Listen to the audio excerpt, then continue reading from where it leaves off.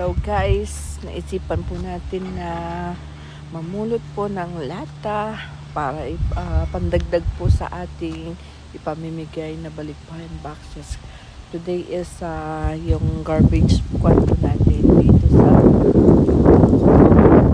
sa village po natin, at tara po at tignan po natin kung makakakuha po tayo ng mga lata.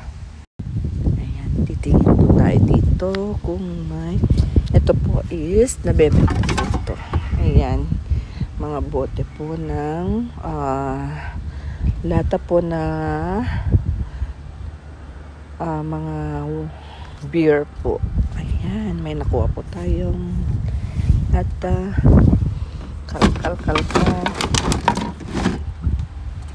Ayan, nakadalawa po tayo. Tara po sa kabila. Nalakad po tayo.